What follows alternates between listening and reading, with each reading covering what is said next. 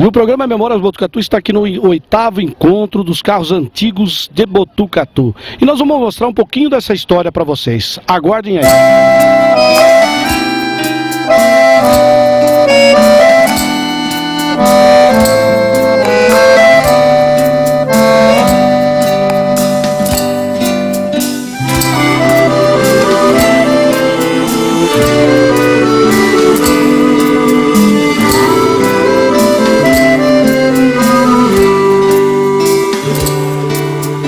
Nunca esquecerei de ti, ó minha terra, berço onde o amor nasceu. És princesa lá da serra, terra dos carinhos meus. Não mais poderei viver longe de ti, tu és a minha adoração. Ó Botucatu, cidade dos meus sonhos, terra do meu coração. Ó Botucatu, cidade dos meus sonhos, terra do meu coração.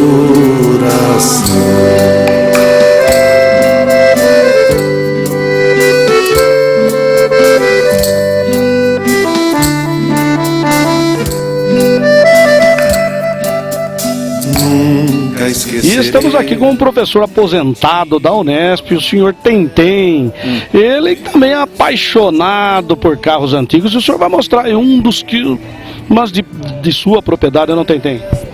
De fato, eu sou apaixonado e há muito tempo. Há muito tempo que eu gosto de carro antigo. E eu tive a feliz oportunidade de possuir esse... Então, esse é um Chevrolet do grupo General Motors, 1936. Na ocasião, esse carro ele foi feito para exportação e veio para o Uruguai. E aí a gente, negociação, trouxemos ele e conseguimos trazer ele para Botucatu. E por que ele não está pintado, o senhor deixa todo original? É um modo diferente de encarar. E eu tô vendo que tem algumas malas lá em cima, né? Esse carro era muito para viagem ou não? Na época corrente desse carro, 1976, não era para muitos, era para poucos, custava caro. Então era um membro da família praticamente. E as famílias costumavam viajar nesse carro, às vezes uma, duas famílias viajavam. Eu fui testemunha disso, eu viajei com... colegas do meu pai, a gente viajava e ia pro litoral. Eu morava em São Paulo na ocasião, e a gente ia numa perua Ford, ia 2, 3 famílias no carro, tudo apertado, para curtir uma praia e voltar. Então é um negócio que marcou muito na minha infância. Deixa eu só...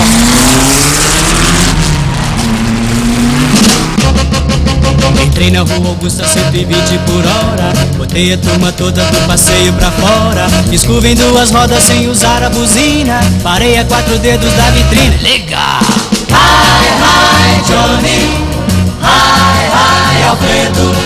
Quem é da nossa gangue não tem medo. Hi, hi, Johnny, hi, hi, Alfredo. Quem é da nossa gangue não tem medo. Meu carro não tem breque, não tem luz, não tem buzina. Tem 3 carburadores, todos 3 envenenados. Só para na subida quando acaba a gasolina. Só passa se tiver sinal fechado. Hi, hi, Johnny, hi, hi, Alfredo. Quem é da nossa gangue não tem medo. Hi, hi, Johnny, hi, hi, Alfredo. Quem é da nossa gangue não tem medo.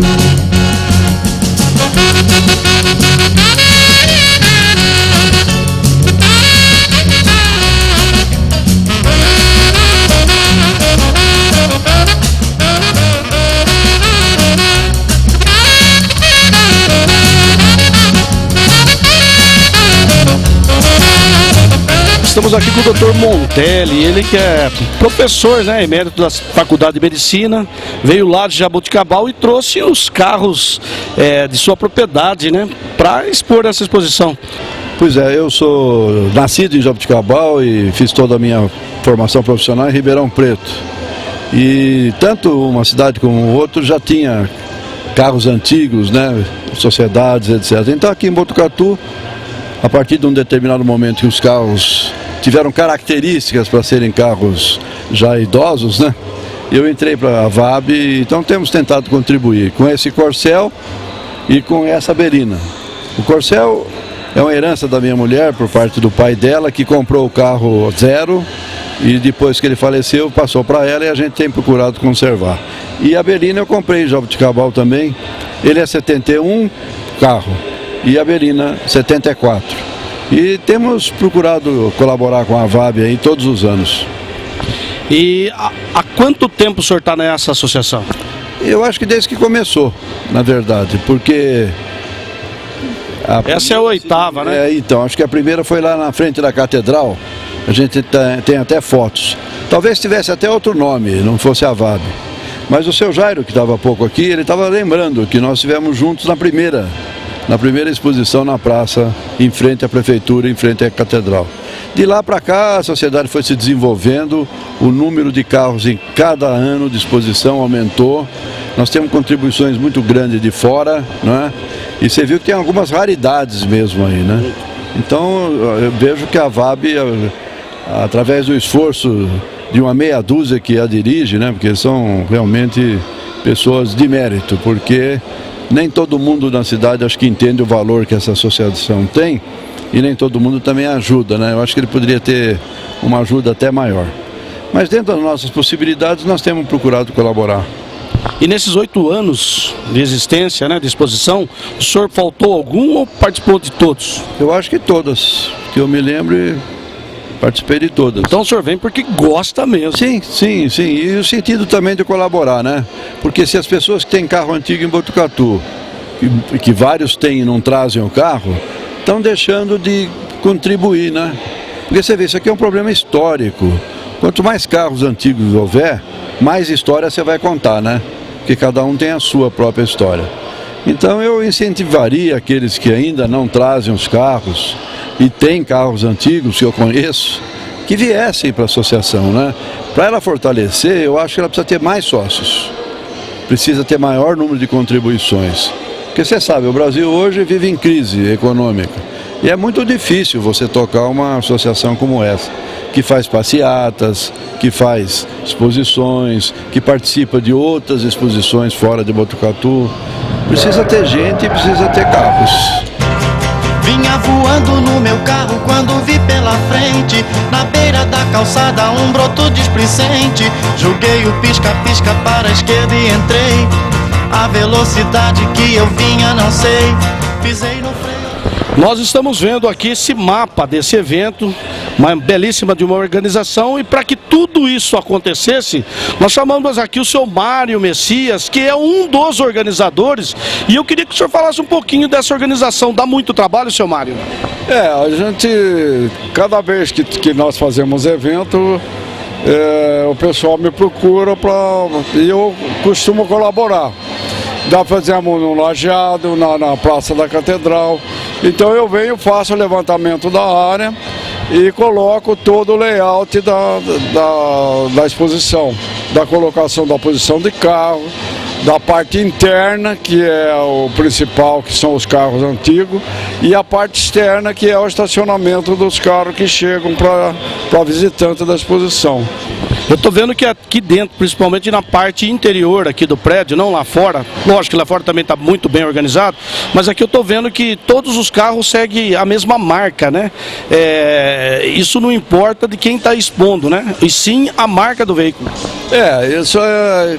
Cada um traz o seu, né? A gente vai colocando numa ordem mais ou menos de marca, para poder... O pessoal está vendo uma coisa que tem uma certa organização, né? Porque a pessoa chega com várias marcas de carro, ele não fica só naquele quadradinho dele ali, né? Ele dispõe um aqui, outro lá, dependendo da marca. Exatamente, que proporciona toda essa beleza que vocês estão vendo. E no fim, fecha tudo, dá tudo certinho. Parabéns pelo seu trabalho. Muito obrigado, foi um prazer aqui conversar com vocês nessa.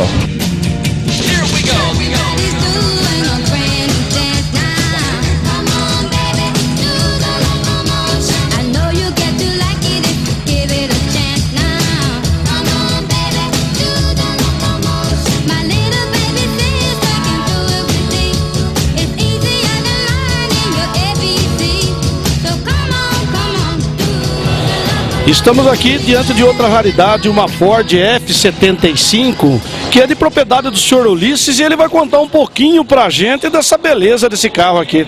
Bom dia. Bom dia. Essa é uma picape Ford F75, ela é ano 1975. Esse carro começou a vida como uma picape Willys e até 1967 era produzida pela Willys. Nessa época a Ford comprou essa fábrica do Willys e transformou a picape, mudou o nome, fez algumas modificações e transformou nessa picape F75. E esse é o último modelo que tem o motor Willys 6 cilindros, que é o mesmo motor que equipa o Aero Willys, alguns modelos de Jeep. Então é um carro bastante interessante por fato de ele ser praticamente um Jeep. Ele tem reduzida, tração nas 4 rodas, então ele é uma forma de uma picape derivada de um Jeep. Eu tô vendo a beleza do espetáculo. Além desse carro, você tem mais outra exposição aqui? Eu tenho aqui na feira, eu tô com um Corcel ano 1976, é um Corcel luxo, preto, também um carro bastante original, que faz parte dessa coleção. Como é que nasceu essa paixão sua por carros antigos? Você participa disso há bastante tempo ou não? Essa paixão é uma paixão de vida, né? A gente começa quando criança colecionando carrinhos e brincando, isso vai crescendo. Como adolescente eu desejava muito alguns desses carros, né? Corcel era o carro do meu pai, então era o carro que eu queria ter e já na época da universidade eu já tive Corcel, já tive Gordini, Maverick, outros carros e quando eu tive a oportunidade já na idade adulta, na maturidade de comprar o carro, eu comecei essa coleção e hoje eu tenho 6 carros. 6 carros antigos? Quais são eles? Na verdade, eu tenho o mais antigo que eu tenho uma Lambretta, uma motoneta Lambretta. Tá aqui na exposição? Não trouxe desse ano não deu para trazer. Muita logística é complicado, mas eu tenho uma motoneta Lambretta, uma Eli 1963. Tenho esse Corcel, tenho um Fusca, tenho a caminhonete e tenho 2 carros que são contemporâneos, um Ford Mondeo V6 e uma Jeep Cherokee V8.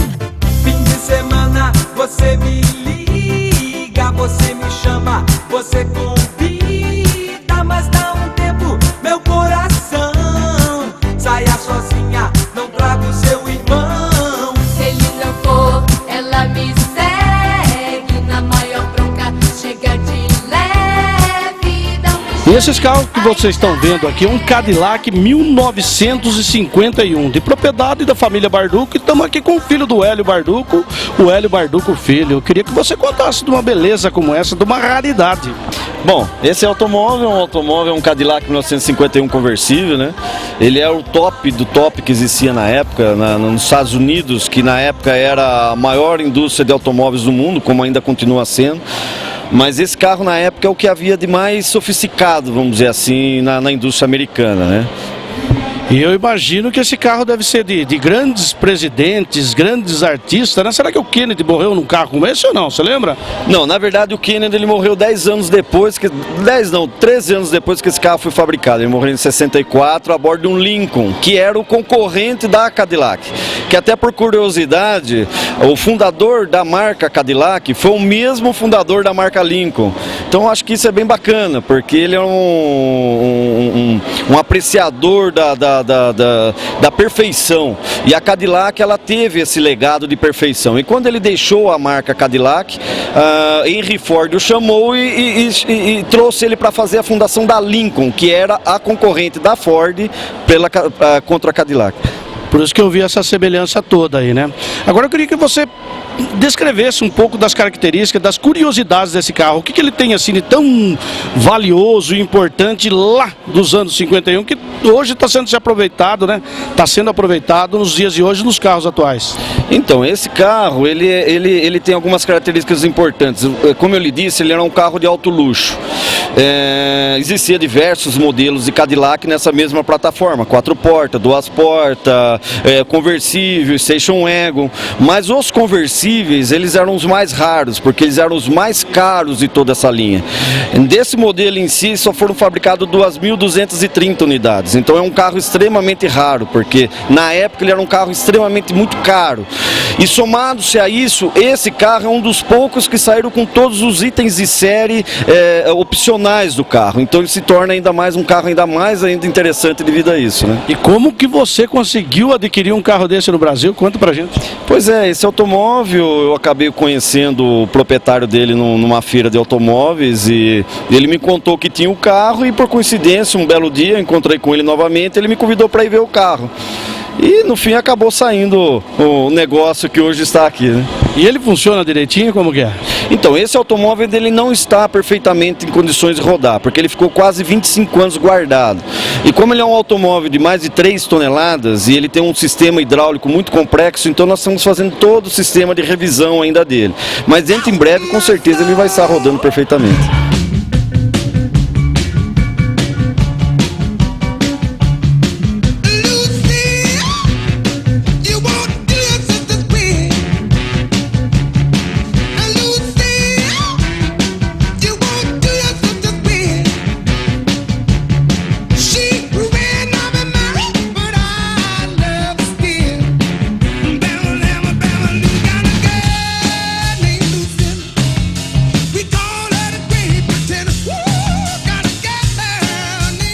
E esse carro aqui é um Aero Willis 60 que o Hélio vai contar um pouquinho das curiosidades e sua história. Como é que é a história desse carro aí? Bom, esse automóvel, nós somos o segundo dono dele. Ele tem ainda tapeçaria de fábrica no interior dele, uma coisa bastante interessante para um carro já de 50 e poucos anos.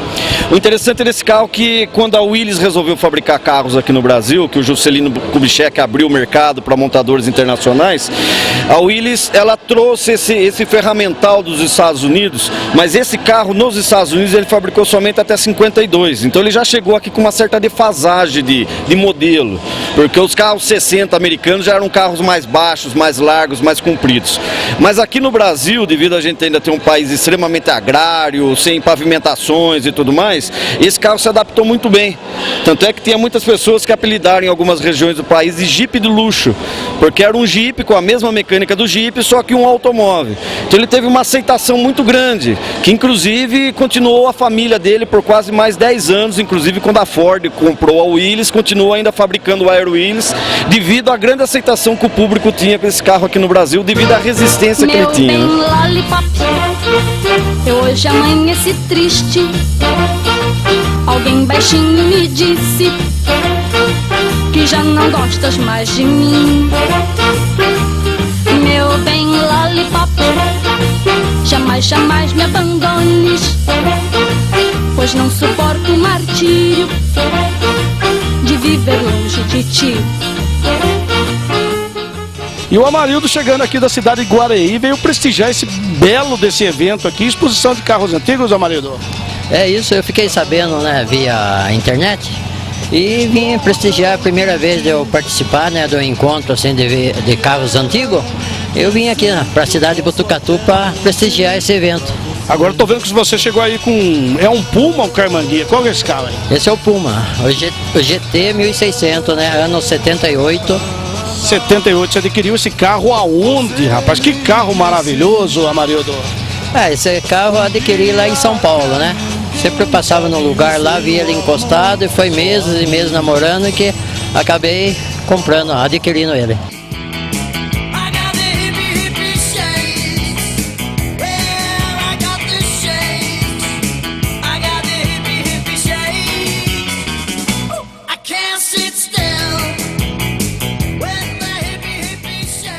E esse carro aqui é uma verdadeira relíquia, é um Landau LTD 1971, que tem uma curiosidade também muito grande, né? Parece que a pintura de fábrica, a história desse carro, eu fiquei apaixonado, Hélio.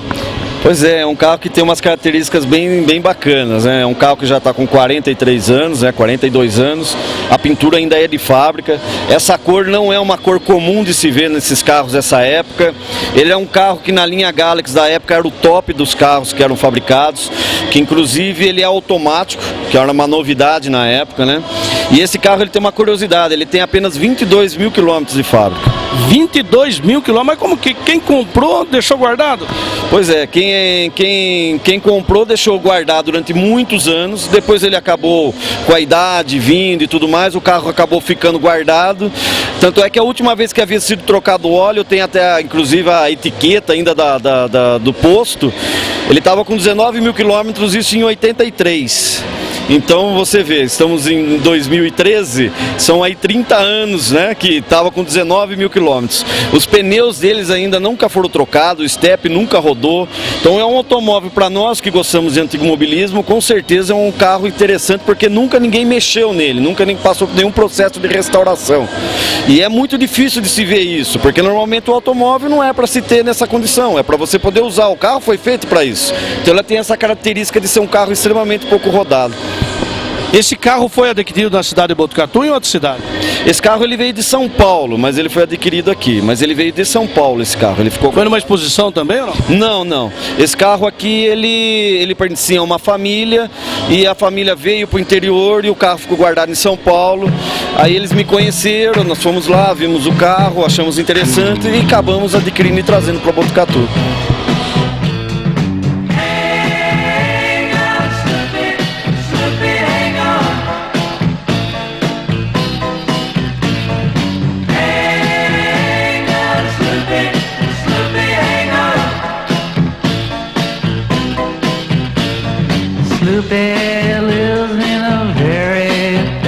Esse outro carro aqui que vocês estão vendo é de proprietário, o proprietário dele é Flávio Fernandes, ele é daqui da cidade de Botucatu.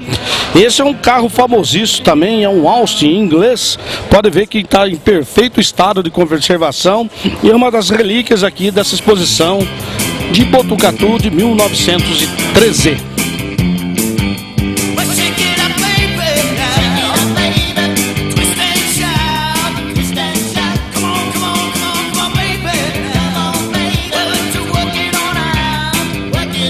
Essa imagem que vocês estão vendo aí é de um índio.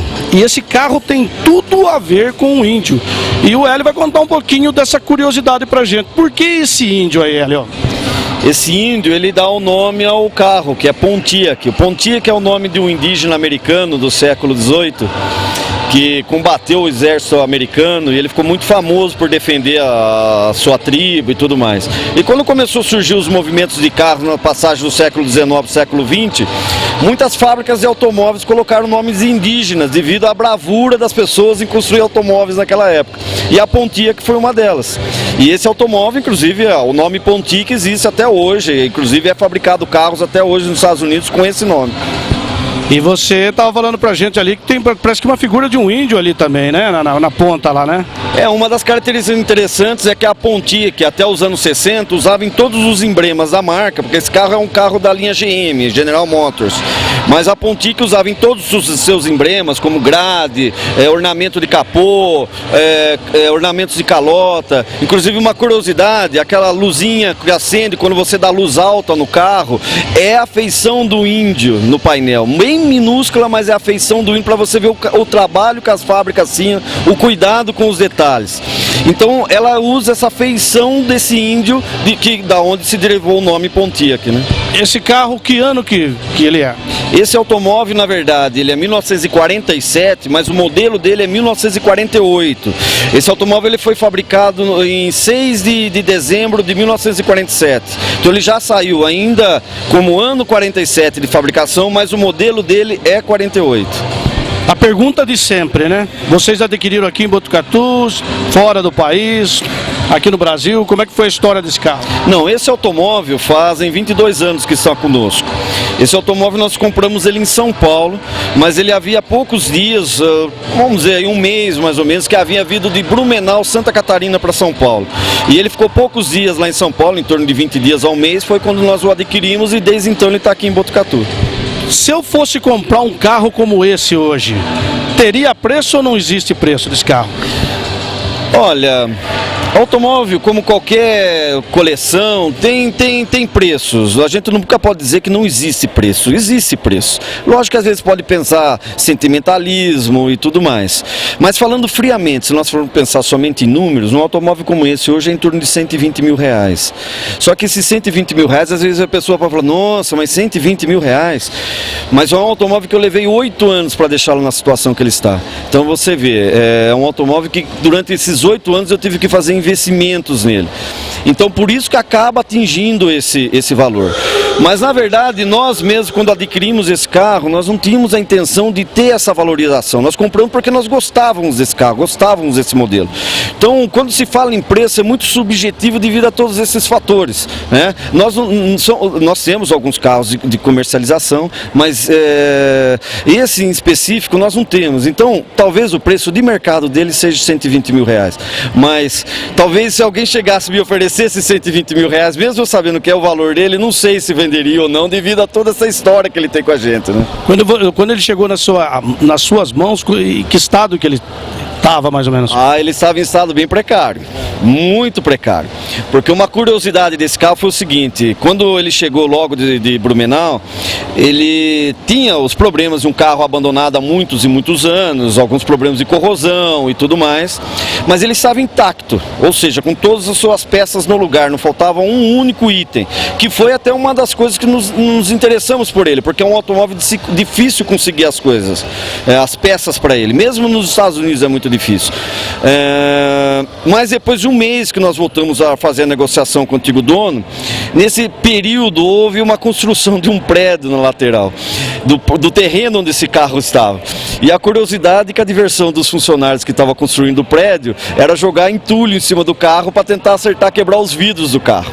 Então você imagine como estavam essas superfícies do carro. O teto a gente brinca que dava para nadar, de tão afundado que estava, devido a esses entulhos todos que jogaram durante o mês que ele ficou nesse terreno. Então eu vejo que é um automóvel, devido a ter ficado 30 anos abandonado e em um mês ter sofrido toda essa agressão, eu acho que é um automóvel que só dele estar nessa situação já vale. Por isso que a questão do preço é muito subjetiva. Às vezes não é a questão do preço, é o orgulho de se conseguir deixar um carro dessa forma, né? Me diga uma coisa, onde é que vocês encontram peça para uma raridade dessa? Aqui tem no mercado interno aqui no Brasil, tem que buscar fora? Então, na verdade, até um evento como esse que nós realizamos, justamente é para isso, para haver essa interação entre as pessoas. Porque muitas vezes você tem um automóvel, você tem dificuldade de encontrar uma peça e às vezes ela está na cidade vizinha. Então um evento como esse serve para isso, justamente às vezes aproximar essas coisas. Mas hoje o automóvel antigo ele melhorou muito nessa questão de peças, porque abriu-se importação. Nos Estados Unidos existe um mercado muito grande, principalmente para carros americanos, onde você encontra muita coisa ainda nova, reproduções inclusive patenteadas pelas fábricas, da mesma forma como era feita na época. Então hoje se facilitou muito. É claro que existem modelos que você encontra certas dificuldades. É um caso como um carro como esse. Então quando você tem esse problema, muitas vezes a gente acaba tendo que até fabricar a peça seguindo os padrões do carro. Então é por isso que muitas vezes quando a gente fala em restaurar um automóvel, às vezes fala, leva 2 anos para se fazer um carro, 3 anos. Às vezes as pessoas não entendem o porquê disso, porque justamente varia-se muito de automóvel a automóvel, devido justamente a essas questões de peça, de mão de obra, situação do carro. Às vezes é um carro um pouco mais difícil, fabricou-se menos, então você vai encontrar menos. Até literatura às vezes você tem dificuldade, né? Mas hoje, no geral, vamos dizer assim, tá muito melhor se ter um automóvel hoje do que há 10 anos atrás, com certeza.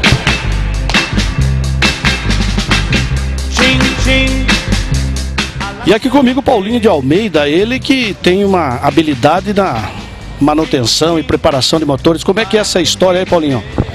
Então, a gente é mecânico e a gente tem o gosto de fazer uma preparação nos motores, né? Pegamos carros antigos, modernos e damos uma envenenada no motor, né? Uma preparação mais sofisticada para ele. Envenenada, quando você diz envenenada, é uma sofisticação que vem a ter mais potência ou não? É positivo, a gente faz ele ter maior potência com a instalação de óxido nitroso, uma instalação de turbo. Esse aqui no caso ele é biturbo e ele é injetado, então a gente faz isso. E você tem a sua oficina onde? Aqui na cidade de Botucatu ou você é de fora? Não, eu sou aqui mesmo de Botucatu, da oficina Almeida Racing, próxima à rodoviária. E a gente mexe tanto com carro original como os preparados também. Qual que é o maior consumo de vocês lá? É os atuais ou os antigos? Hoje o carro-chefe a gente fala que é os motores AP, né? Gol, Saveiro, Santana, esses carros que é o que a molecada mais tem, né? Mas a gente gosta mesmo de fazer os V8, os carros grandes, né? Esse, por exemplo, aí, que tipo de carro é? Esse aqui é um Maverick 77 V8 e ele é biturbo. E ele já é modernizado, é injetado, é roda fônica, não tem mais os carburadores, né? Ele é totalmente eletrônico. E essa coleção de carro que ele está expondo aqui, nós vamos mostrar um pouquinho dessa história para vocês aí.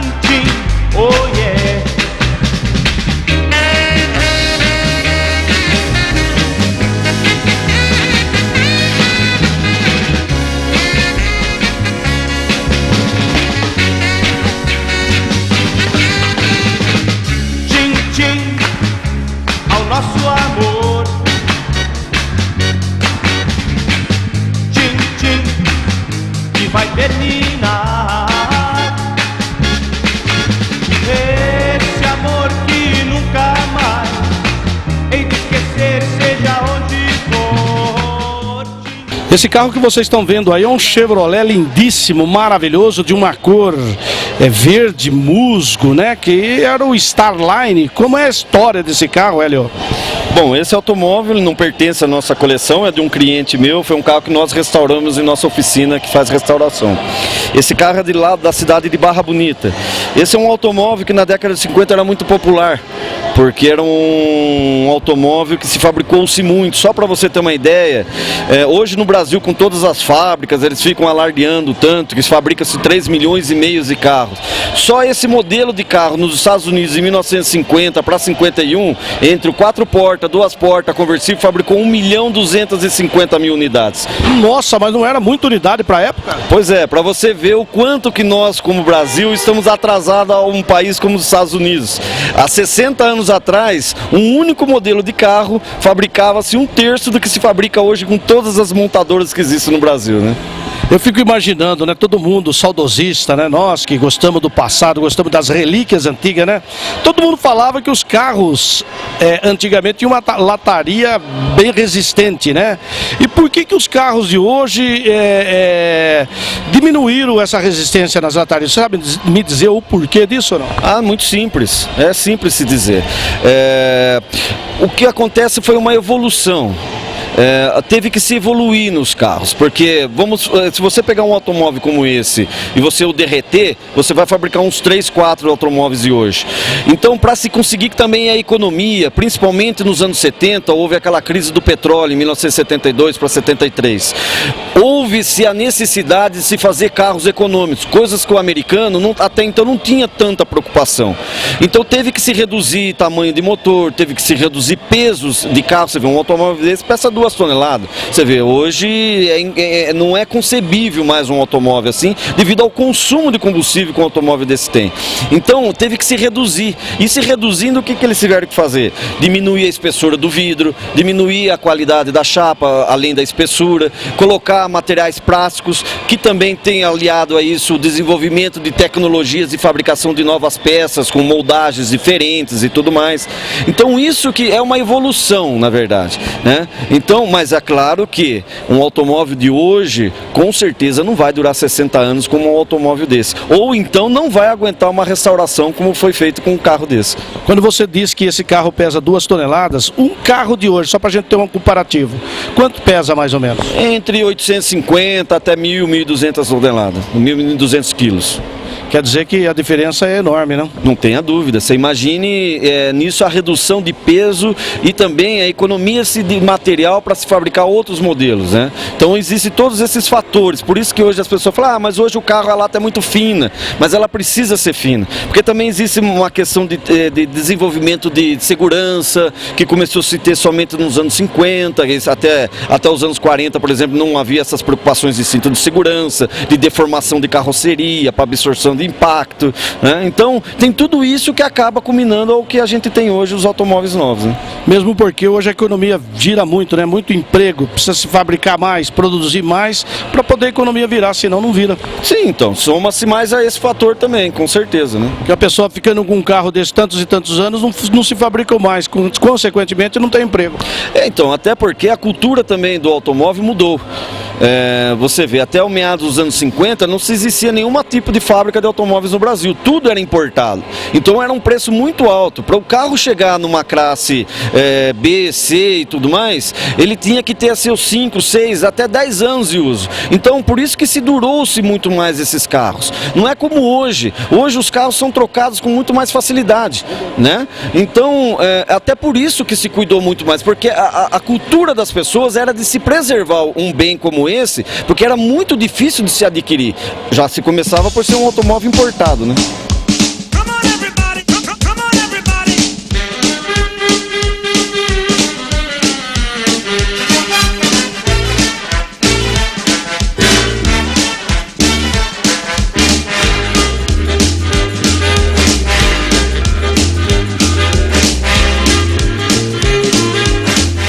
Estamos aqui com o Carlos, ele vai falar um pouquinho desse Corvette pra gente, né? Puta que carro lindo, hein? Como é que vocês adquiriram um carro como esse? Esse carro era um carro que a origem dele foi fabricado nos Estados Unidos, né? A gente comprou ele de um colega nosso que é do Paraná e trouxe aqui para colocar no evento para fazer a exposição. Esse carro você estava falando que é de 1900 e... Esse carro é uma Corvette 1977, Corvette Stingray. 1977, e essa é do seu pai. Você, me parece também que tem uma. Sim, essa aqui é do meu pai, né? Daí depois que ele trouxe essa aqui, eu gostei, achei bem legal e comprei uma pra mim, que já tá em Santos, na verdade. Eu trouxe ela dos Estados Unidos e mais uma semana já tô com ela na minha mão também. Uma outra Corvette desse Stingray do mesmo tipo. Da mesma cor? Não, ela é branca com estofamento vermelho. E por que vocês são tão apaixonados por Corvette? Na verdade eu apaixonado pelos muscle car americanos, né? Não só Corvette, como Mustang, Camaro, Chevelle. Esses carros que fizeram sucesso no cinema, no cinema americano, fizeram sucesso na década de 70. E além do Corvette, vocês têm mais algum outro carro que vocês têm em exposição aqui ou em outro lugar, não? Sim, aqui a gente trouxe também um Adamo, é um carro nacional. Ele está exposto lá dentro, né?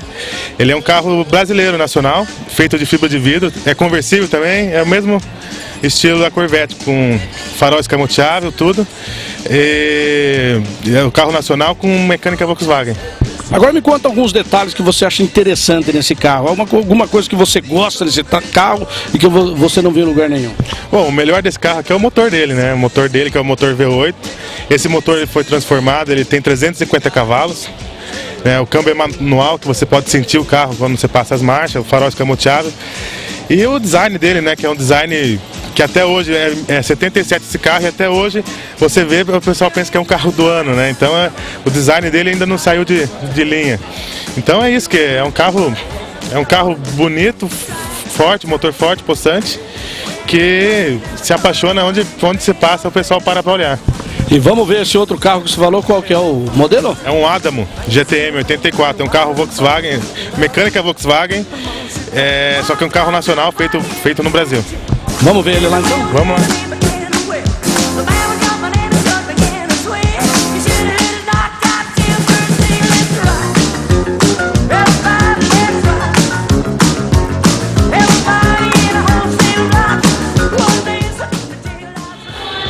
E o Carlos vai mostrar outro carro da coleção dele, que é um Adams, é um belíssimo de um carro dourado.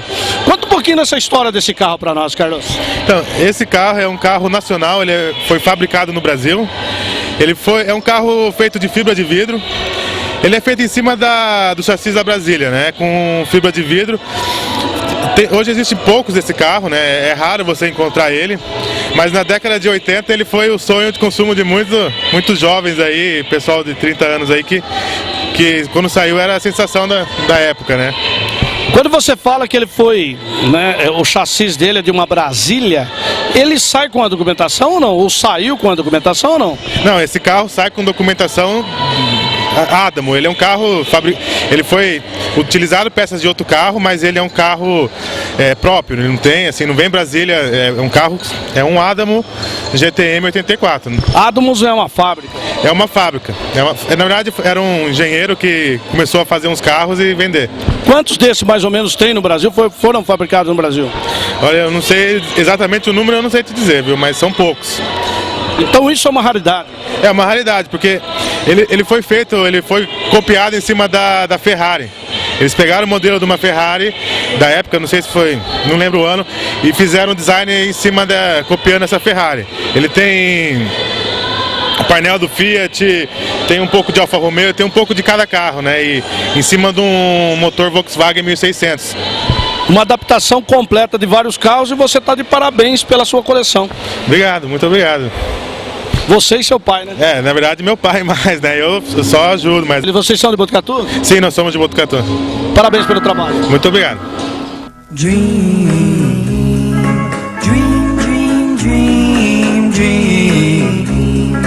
Dream, dream, dream when I want you. E essa que o Hélio vai mostrar pra gente aqui, uma belíssima de uma picape Chevrolet 1951. Esse automóvel é de um cliente nosso que também nós restauramos, né? Já fazem 10 anos que eu fiz ela. É um automóvel que inclusive já foi premiado em eventos nacionais, ela já foi escolhida como em alguns eventos que aconteceram como a melhor caminhonete que havia no evento, entre 1.000 e 1.200 carros. É um automóvel que deu muito trabalho para nós, porque normalmente quando se fala em picape, caminhões e tudo mais, eram automóveis que na época eram feitos para trabalho. E a gente tem que lembrar, como eu disse anteriormente, que o Brasil até os anos 50, 60 era puramente agrário, eram pouquíssimas rodovias asfaltadas, as rodovias eram péssimas e as pessoas tinham que ganhar dinheiro com esses automóveis. E nessa época se usava muito carro de boi ainda, né? Sim. Por incrível que pareça, as carrocinhas. Hoje as pessoas que talvez sejam mais novas aí podem imaginar que o Brasil, esse desenvolvimento todo já vem há muito tempo, e não é verdade isso. O Brasil começou a se desenvolver, pode-se dizer, de 30, 40 anos para cá. Até então, havia regiões do Brasil que eram inexploradas, e essas caminhonetes percorriam esses lugares. Então hoje, depois de 50 anos, você restaurar, embora hoje encontre uma facilidade muito grande em peças para esse tipo de automóvel, mas normalmente a situação de estrutura é muito precária. Esse automóvel é um exemplo típico disso. Esse carro é um carro que levou-se 2 anos e meio fazendo, teve que se mexer em todo quanto é parafuso que havia nela, e o resultado está aí. Eu acho que chegamos a um resultado bem satisfatório, né? E ela tá andando, essa caminhonete, ou não? Não, ela é perfeita. Inclusive ela veio da Barra Bonita rodando. Ela já é placa preta, que é uma placa especial para automóveis de coleção, né? E é um automóvel que você pode viajar com ela para qualquer lugar sem medo nenhum. Você pode falar o proprietário dele lá na Barra Bonita, ou não? Sim, claro, sou Luiz Fregolente, lá da cidade de Barra Bonita. Um abraço e um prazer imenso, né? Falar com o pessoal da Barra Bonita, que tem bastante carros aqui e que está colaborando com vocês nesse evento. Sim, eu acredito que uma das coisas bacanas desse meio de antigo mobilismo justamente é isso, é a camaradagem, a amizade que se cria em volta desse mundo do automóvel antigo, né? E lá na Barra Bonita nós temos muitos amigos. O seu Luiz, na verdade, ele não é nem mais meu cliente, na verdade ele é um amigo mesmo meu, com certeza. Ele tem muitos carros aí aqui na exposição? Então, aquele Chevrolet 1950 verde também é dele, e eu tenho outros carros que eu estou fazendo para ele, né?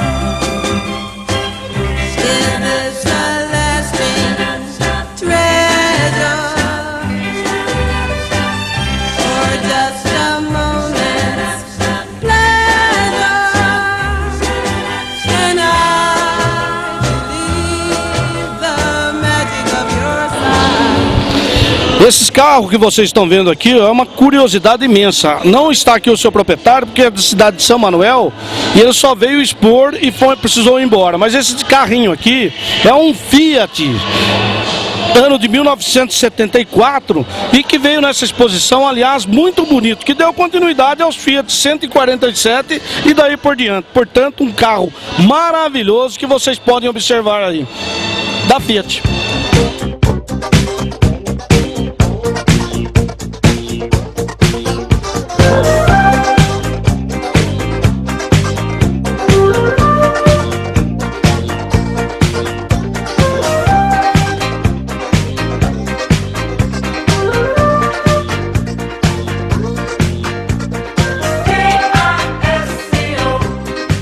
Depois dessas imagens desse belo carro Mercury, o seu Zé Gardim vai contar um pouquinho de uma história que o senhor conheceu alguém em Botucatu que em 1948, 50 tinha um carro desse. Quem foi essa pessoa, seu Zé Gardim? Olha, eu fiquei até emocionado de ver esse carro hoje aqui, porque na década de 50, quem tinha um carro desse era o seu Lourenço Ferrari, que é um fazendeiro, tinha os filhos dele, todo em Botucatu. Esse carro era uma maravilha, só que era um carro, não era conversível, era inteiro, mas uma barata. Um carro maravilhoso, na época até eu dirigi esse carro, eu era muito amigo do Dedé, do Luiz Ferrari. O seu Lourenço Ferrari tinha um gosto maravilhoso para ter um carro desse. Uma excelente de uma máquina? Maravilhosa.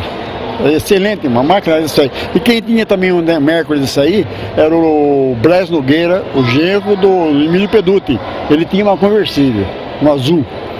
Acho que foi o seu Emílio que deu de presente para ele, Emílio Peduti. Maravilhoso. Ele estava noivo da Rosita, ou estava noivo, uma coisa assim. Ele ganhou do seu Emílio Peduti uma máquina dessa. Então essas máquinas maravilhosas.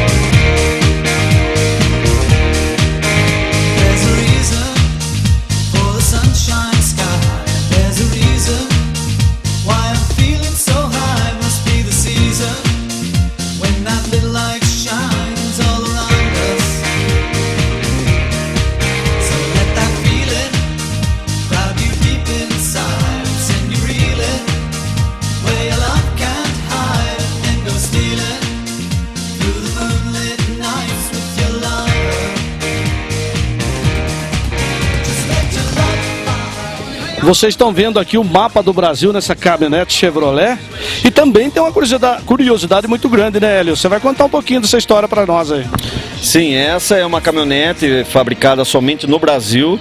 E até por isso houve, alguns anos atrás, o interesse da GM nos Estados Unidos que ela fizesse parte do museu em Detroit da GM. Então houve alguns entusiastas que restauraram uma caminhonete como essa e foram rodando daqui a Detroit, do Brasil a Detroit, e entregaram ao diretor do museu da GM, e ela faz hoje parte. Quem for visitar o museu da GM em Detroit, com certeza encontrará uma caminhonete como essa lá, porque essa caminhonete, ela tem uma particularidade. Quando começou-se a fabricar os carros no Brasil, ela foi trazida um ferramental dos Estados Unidos, mas o desenho dela é puramente nacional. Então ela é uma caminhonete que foi feita somente aqui no Brasil, né?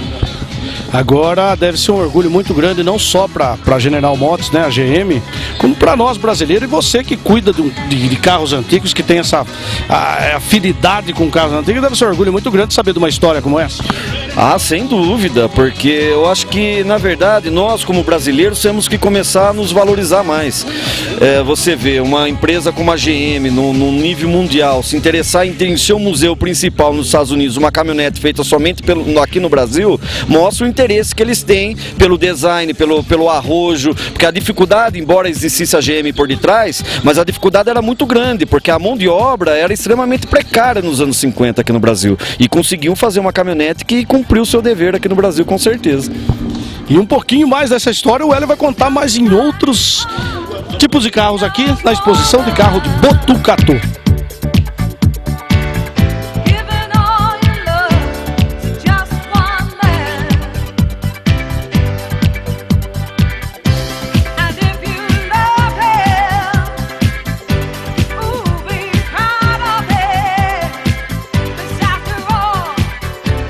E aqui nós temos mais uma série de carros da Chevrolet. Eu me lembro muito bem na minha infância que isso daqui a gente chamava de Corintiana. Tem alguma semelhança ou não com isso? Talvez o apelido viesse porque era usado muito pela polícia. Mas é esse mesmo carro ou não? É esse mesmo carro, sem dúvida, é esse mesmo carro. Viu? Agora você está falando que veio de uma evolução daquele último lá, que foi fabricado aqui no Brasil, foi para os Estados Unidos, enfim. Aí eu queria que você contasse dessa evolução toda para nós, Hélio. Então, a Chevrolet ela começou a fabricar caminhões e caminhonetes em 58, que é aquela caminhonete que nós mostramos anteriormente. Até 63 ela fabricou aquele modelo com algumas alterações. Em 64 ela lançou esse modelo, que seria a carroceria C14, que tem a veraneio, que é essa, né? Tem a C15, a C14, tem a cabine dupla, né? E algumas variações que é usada inclusive para estado, como ambulâncias, furgões e tudo mais. E aquela caminhonete anterior, ela também tinha essas versões. Só que essa caminhonete em 64 a GM já mudou-se muito ela. Ela já é outra plataforma, a suspensão já é suspensão independente, é uma caminhonete com uma cabine muito maior, uma capacidade de carga muito maior. Então a Chevrolet evoluiu muito nessa caminhonete. Tanto é que a plataforma dela, com algumas modificações, é usada até hoje, inclusive. Foi se mudar agora com essas versões novas que estão saindo só. E aquela, dessa daqui da preta, passou para aquela lá. Vamos falar um pouquinho daquela caminhonete verde lá que o Moacir está mostrando pra gente lá. Então, aquela caminhonete, como eu lhe disse, ela é um dos modelos desse modelo que lançaram em 64. Aquela ela tem uma particularidade porque ela saiu com a carroceria mais longa. Então seria como se fosse a C15. Ela seria para 1.500 quilos, por isso que chama C15. A C10 seria para 1.000 quilos. Então ela é um pouquinho difícil de se encontrar justamente devido a isso, essa carroceria longa. Ela não fabricou-se com tantas unidades como a carroceria curta, né? Até nós aqui hoje, num evento como o nosso, nós temos a oportunidade de fazer quase que a família completa dos modelos. A veraneio, a C15, a cabine dupla e a C14 ou C10, que é a carroceria curta, né? É uma oportunidade de se ver alguns modelos fabricados desse modelo de carroceria, né? Você fala C10, 10 para 1.000 quilos, C15 para 1.500 quilos. O C de Chevrolet ou não? Não, o C era uma designação da Chevrolet para dizer que era gasolina. Então, quando ela começou a sair diesel no final dos anos 70, ela já saía D10 ou D20. Por isso que as caminhonetes conhecidas nos anos 80 e 90, D20, o D significava diesel, o C designava gasolina. E o A, que havia A10, A15, era a álcool.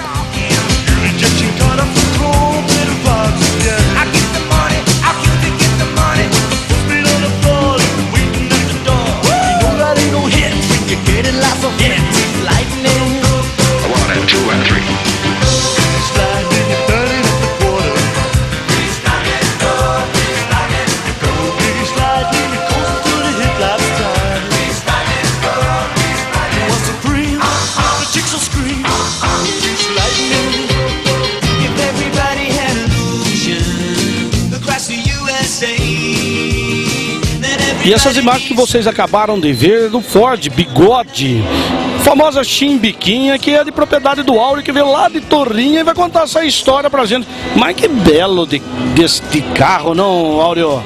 Ah, essa é uma paixão antiga minha. Eu acho que esse carro é a paixão de todo brasileiro, né? Todo mundo fala em carro, lembra do pé de bode, né? No famoso pé de bode, na chimbica, enfim, deve ser um orgulho muito grande, né, pra você. Além desse carro, você tem outros, quais são eles? Além desse, eu tenho um Opala, eu tenho até, inclusive, ele tá aí, um Mercedes, um LP321, anos 60, tem um Puminha, tem um Landau, tem um Dodge, tem os outros 13 carros. Estão todos eles expostos aqui hoje ou não? Não, aqui hoje não, tem 3. Tem o Opala e o LP321 e o Fordinho. É outro Fordinho desse? Não, só esse. Esse aqui é o Fordinho. O LP é um Mercedes. É um Mercedes. Vamos lá ver esse Mercedes então? Vamos, estamos prontos para isso.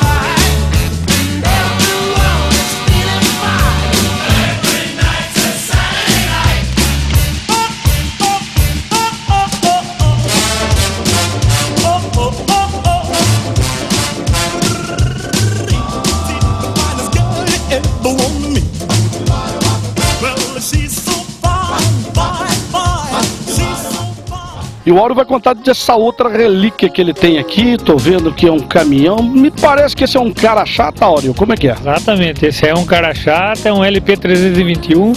Anos 60. 60? 60. Esse foi o rei da estrada, hein? E agora ele só tá de relíquia. E esses Mercedes que a gente vê hoje, esses caminhões aí, né, super moderno, né, com computadorizado, nasceu através desse caminhão, né? A história saiu disso daí, né? Ah, com certeza. Ele é o avô dos Mercedão aí, né? Saiu tudo daí. Inclusive até os 1113 ele era bem parecido com ele, né? Você vê que foi muito tempo, foi uma engenharia boa. Há quanto tempo você tem um caminhão desse? Você que reformou, comprou desse jeito? Não, esse caminhão estava bem abandonado. Fazem uns 7 anos que a gente fez ele, né? E a gente fez ele inteiro, desmontou e fez tudo novo. Portanto, saiu essa relíquia maravilhosa. É, aí graças a Deus a gente conseguiu até placa preta, né? Que é uma placa difícil de conseguir um caminhão nessa idade aí. Conta pra gente, como é que é pra conseguir uma placa preta? Qual é o procedimento que deve ser feito para alcançar essa placa aí? A placa preta é o seguinte, você tem que ter um veículo com no mínimo 85% de originalidade, né? E para conseguir ela você tem que a primeira coisa, se filiar a um clube e ser fiel a ele. Se você se desligar do clube, você perde a placa. E o interessante é que a placa está no carro, mas ela é sua. Se eu vender esse caminhão para você, automaticamente você perde a placa. Você tem que fazer uma nova transferência, você tem que fazer uma revisão, tudo de novo, entrar dentro, tá tudo de acordo com aquilo para você receber a placa novamente. Portanto, a placa é da entidade, não do proprietário do veículo. Isso, a placa é do proprietário. Ela está no caminhão, ela está na máquina, mas ela não acompanha. Se você vender, você perde a placa. Você tem que fazer uma nova, tudo de novo para receber a placa novamente.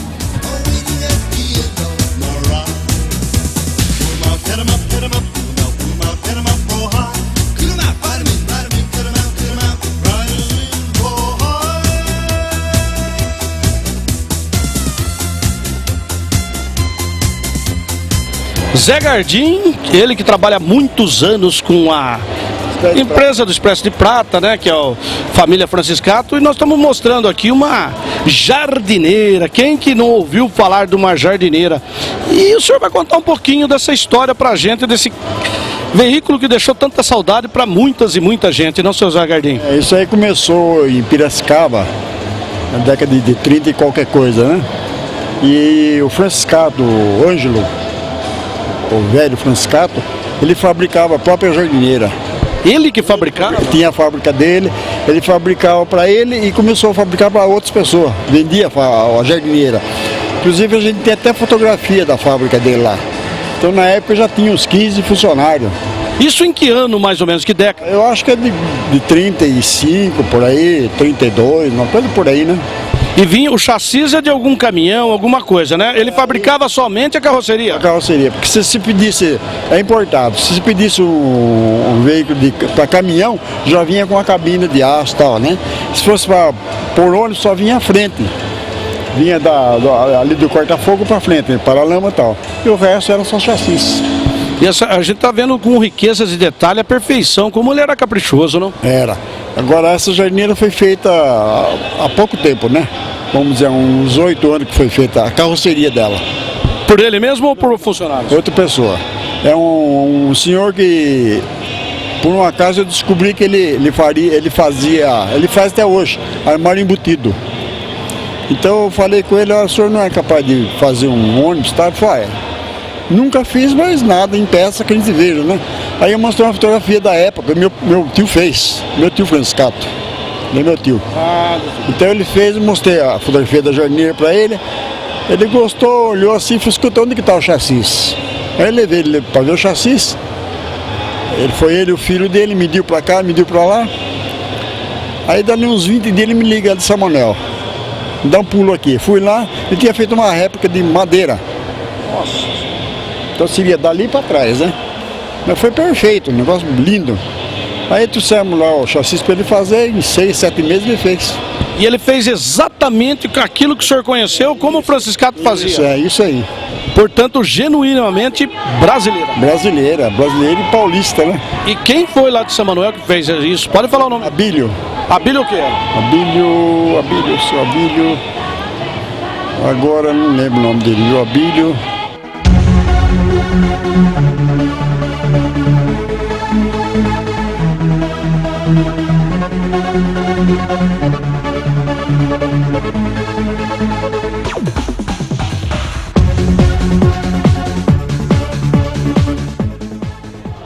E vamos chegando ao final do nosso programa. Depois de lindas imagens de muitos e muitos carros antigos, estamos aqui na realidade, né, na atualidade, com esse Camaro amarelo, esse lindo carro que vai contar muito mais história para vocês. Até mais, até o próximo programa e tchau.